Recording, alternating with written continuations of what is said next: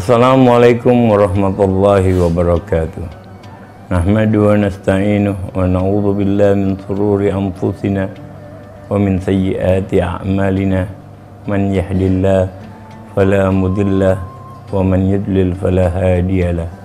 Wa asyhadu an la ilaha illallah wahdahu la syarika lah wa asyhadu anna Muhammadan abduhu wa rasuluh. Amma ba'd. Pemirsa, Assalamualaikum Nusantara, dimanapun berada, semoga kita selalu di dalam perlindungan Allah, selalu di dalam pertolongan Allah, termasuk hamba-hamba yang mendapatkan hidayat dari Allah, dan bukan termasuk hamba yang mendapatkan kemudaratan dari Allah Subhanahu wa Ta'ala. Pada kajian kali ini kita cuma ingin membahas hakikat di dalam salat. Kita semua mudah-mudahan mengerjakan salat dengan benar, mengerjakan salat 5 waktu. Salat pada hakikatnya memiliki zahir dan batin.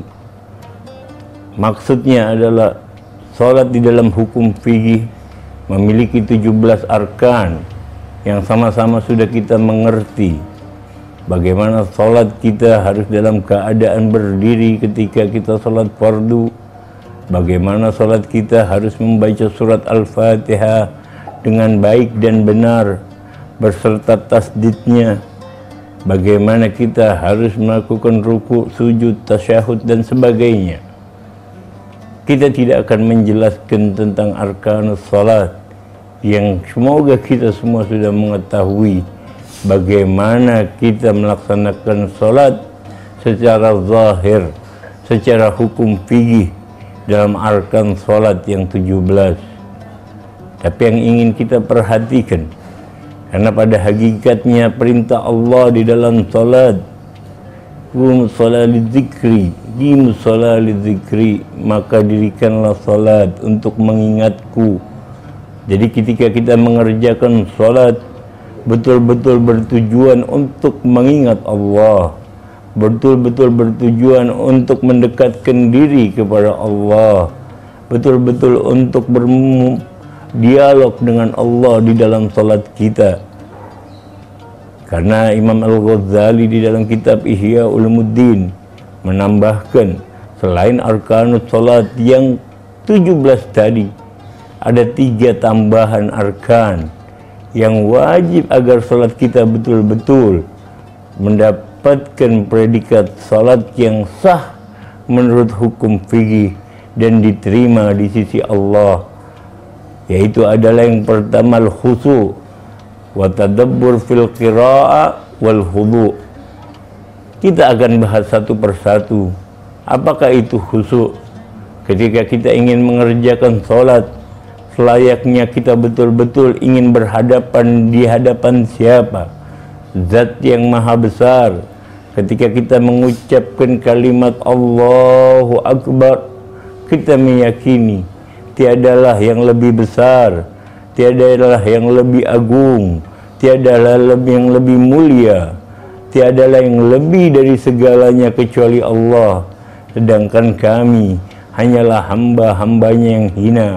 Niatkan di dalam salat kita semata-mata hanya untuk Allah, bukan untuk selain Allah, bukan untuk mendapatkan apapun dari apa yang kita inginkan, tapi hanya merupakan kewajiban kita sebagai hamba Allah untuk melaksanakan perintah salat dengan khusyuk agar kita semakin dekat di dalam diri kita kepada Allah, sehingga natijah yang disampaikan di dalam Al-Quran, hasil yang ingin didapatkan melalui salat kita, seperti firman Allah di dalam Al-Quran, inna salata tanha anil fahsai wal munkar, betul-betul terjadi di dalam keseharian kita.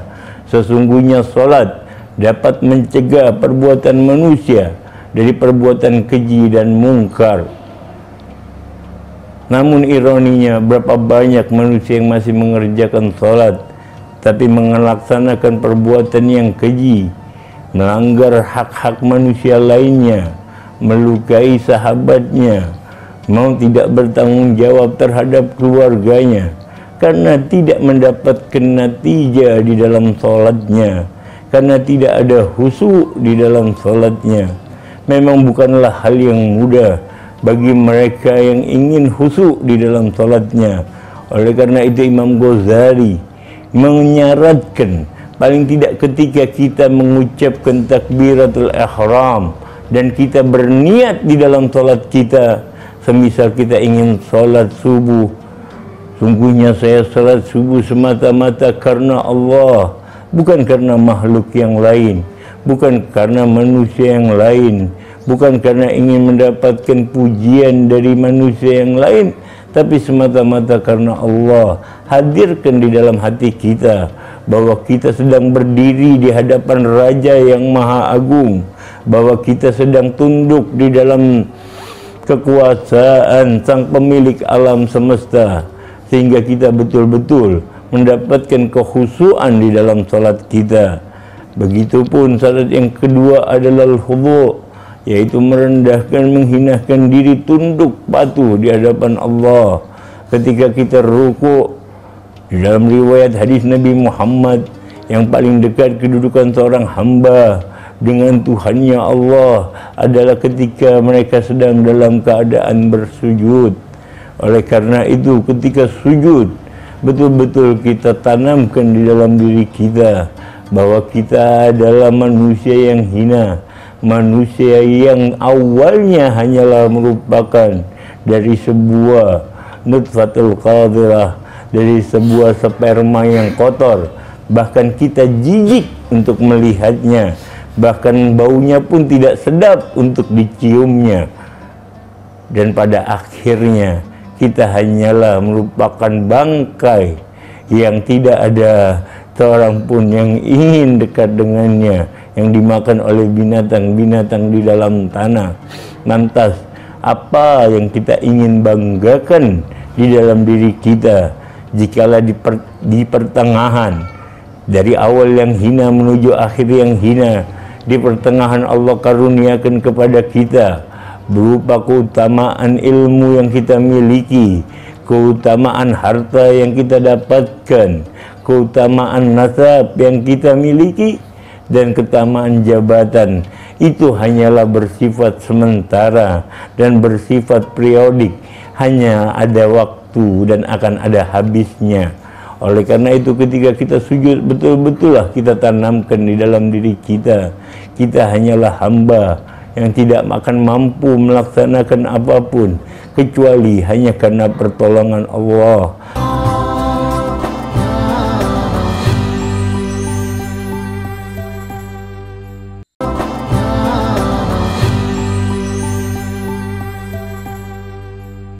Janganlah timbulkan diri kita dalam kesombongan diri kita bahwa saya mampu mengerjakan sholat, bahwa saya seorang yang ahli ibadah. Jikalau tidak ada pertolongan dari Allah, laksana tidak akan dapat mulut ini mengucapkan kalimat Allah, laksana tidak akan dapat kaki ini menopang badan kita untuk berdiri mengerjakan sholat kita, laksana tidak akan mampu gerakan-gerakan di dalam sholat kita yang mampu mendapatkan kedekatan diri oleh Allah, karena kita merasa kita hanyalah hamba Allah yang hina. Itulah maksud daripada khudu dan tunduk kepada Allah. Jangan ada sifat sombong di dalam diri kita ketika kita sedang mengerjakan sholat kita. Jangan lagi kita lalai ketika mengerjakan sholat kita.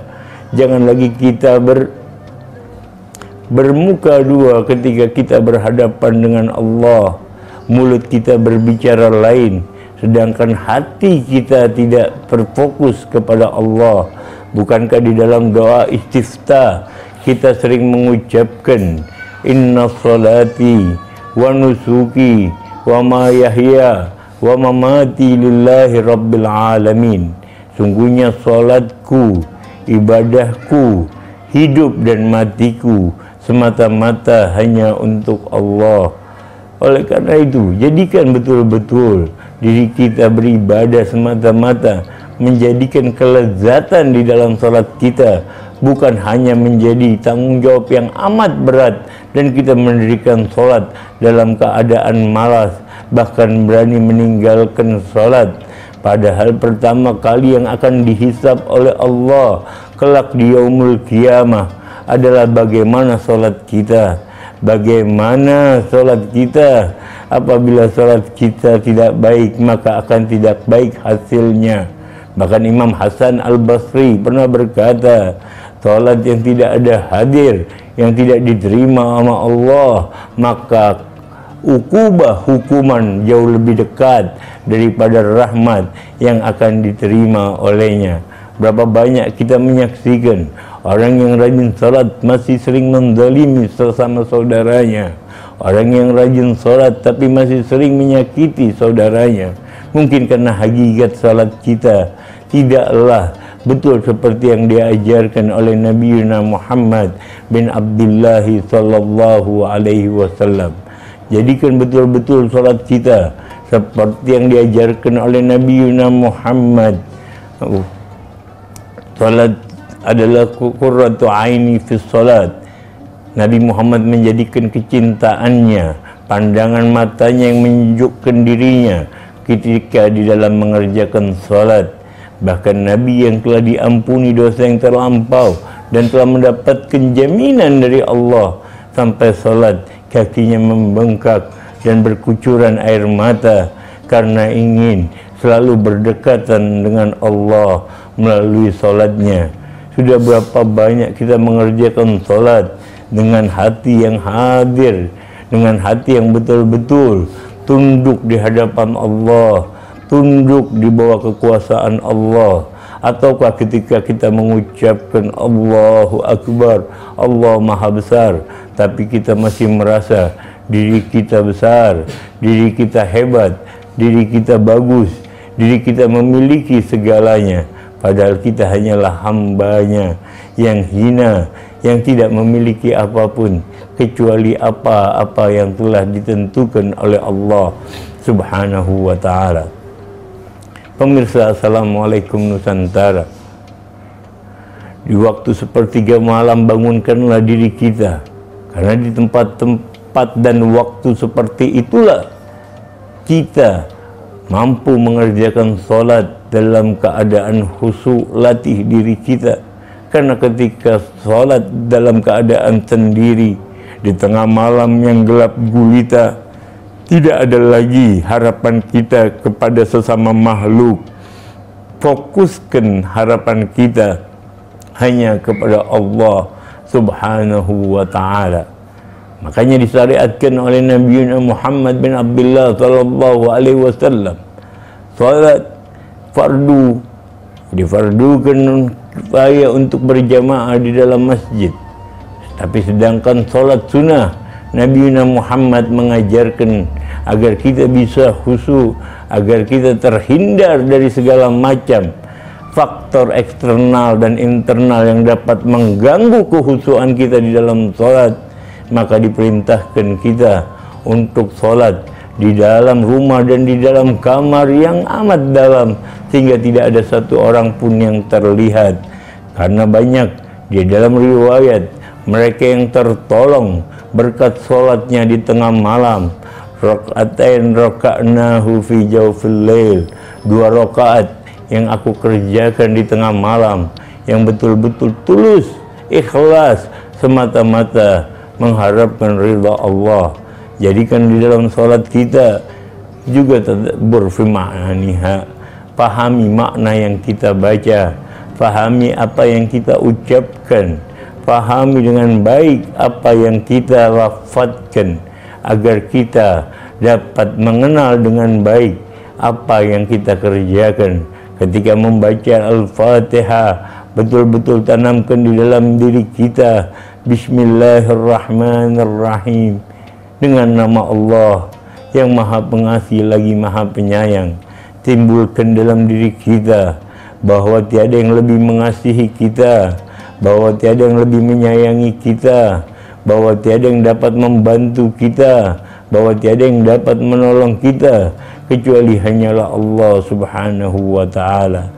Ketika kita mengucapkan Alhamdulillahirabbil alamin, betul-betul kita tanamkan segala puji bagi Allah, segala puji bagi Allah Tuhan semesta alam, karena kami hanyalah hamba yang patut mendapatkan keberkahan dari Allah yang tidak memiliki apapun.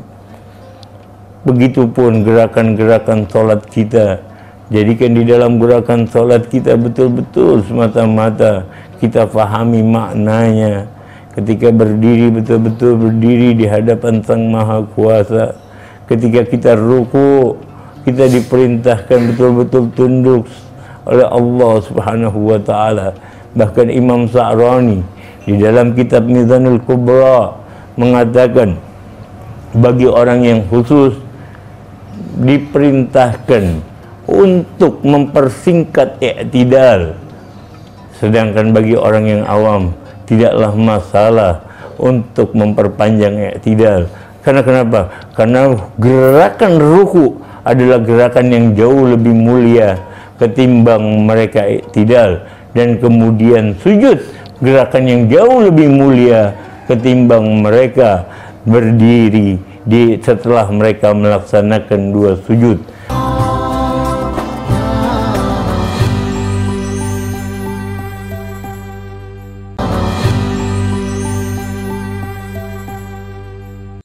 Maka tidak heran mereka para aulia Allah, para kekasih Allah, ketika mereka sujud betul-betul mereka mendapatkan kehambaan yang betul-betul.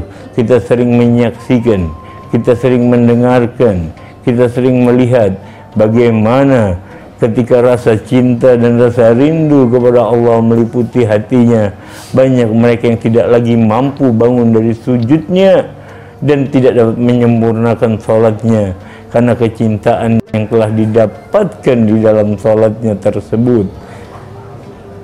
Pemirsa, Assalamualaikum Nusantara yang dirahmati oleh Allah. Marilah kita betul-betul laksanakan sholat kita dengan sebaik mungkin, agar sholat kita betul-betul menjadi benteng bagi diri kita dari perbuatan keji dan mungkar, dan tidak menyebabkan diri kita menjadi manusia-manusia yang saling memangsa satu yang lainnya karena kita tidak memperhatikan sholat kita. Karena sama-sama kita ketahui arkanul Islam setelah kesaksian yang pertama kali turun adalah perintah sholat, yaitu ketika Rasulullah sebelum hijrah, setengah tahun sebelum hijrah perintah sholat setelah turun, sedangkan perintah-perintah yang lain baru turun setelah Rasulullah hijrah. Setelah penanaman tauhid selama 12 tahun lebih di kota Makkah, penanaman kalimat la ilaha illallah, barulah diturunkan perintah sholat. Dan ketika mereka sholat, mereka betul-betul mengerjakannya dengan sebaik mungkin. Mereka betul-betul menghadapkan diri mereka, tiada lagi yang mereka pikirkan kecuali hanya kepada Allah. Faktor eksternal yang dapat mengganggu seorang khusyuk. Oleh karena itu di dalam hukum fikih dilarang memakai pakaian-pakaian yang bergambar, melihat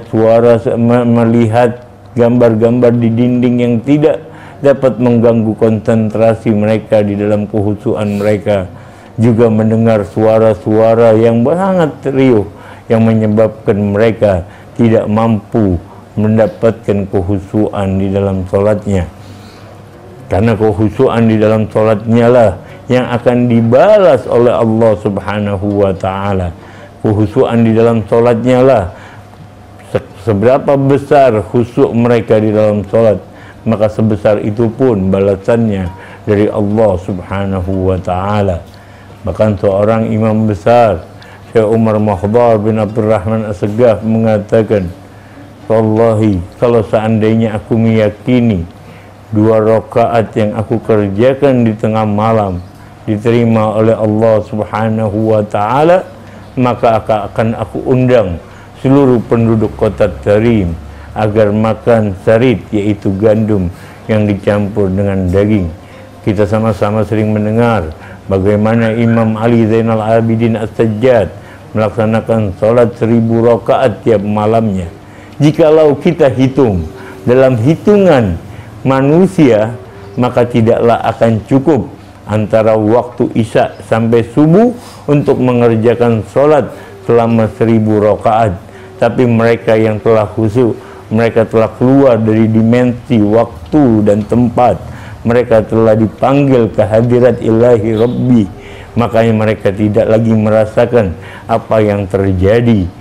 Imam Ali ketika dibunuh di dalam sholatnya tidak merasakan pembunuhan, tusukan yang dirasakannya karena sedang melaksanakan sholat.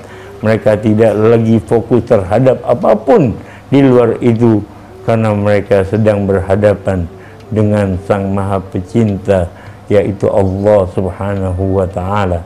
Jadikan sholat kita dialog, permohonan, munajat, permintaan kita kepada Allah, menjalin hubungan terdekat dengan Allah Subhanahu wa Ta'ala, agar sholat kita betul-betul mendapatkan natijah seperti yang difirmankan oleh Allah tadi, dapat mencegah kita dari perbuatan keji dan mungkar, dapat menjaga kita dari perbuatan-perbuatan jahat. Semoga kita semua pemirsa Assalamualaikum Nusantara mampu melaksanakan, melatih diri kita sedikit demi sedikit agar menjadikan diri kita fokus, khusyuk, tadabbur dan hudu semata-mata hanya kepada Allah di dalam salat kita, dan pahami bacaannya. Kewajiban kita mempelajarinya.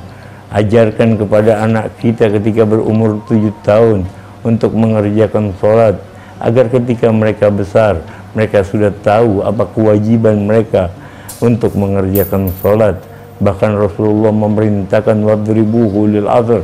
Kalau mereka sudah berusia 10 tahun masih belum mengerjakan salat, maka pukullah mereka, karena as-salat imaduddin wa man agamaha faqad agamaddin. Salat adalah tiang agama. Siapa yang mendirikan salat berarti kita mendirikan agama kita, dan siapa yang meninggalkan salat maka kita telah menghancurkan agama kita. Mudah-mudahan kita semua menjadi hamba Allah yang senantiasa mendapatkan kekhusyuan di dalam salat kita. Allah maafkan ketidakhadiran hati ketika bermunajat kepadanya. Allah ampuni ketika salat kita tidak khusyuk kepadanya, dan Allah berikan kekuatan iman sehingga betul-betul kita mendapatkan kenikmatan di dalam salat kita, mendapatkan anugerah yang luar biasa di dalam salat kita, sehingga tidak lagi berat di dalam mengerjakan salat. Kita akan gemar dan selalu mengerjakan salat kapanpun dan dimanapun, agar kita selalu dapat menjalin hubungan kita dengan Allah Subhanahu wa Ta'ala. Semoga bermanfaat bagi pemirsa Assalamualaikum Nusantara dan bagi Al-Fakir pribadi. Wassalamualaikum warahmatullahi wabarakatuh.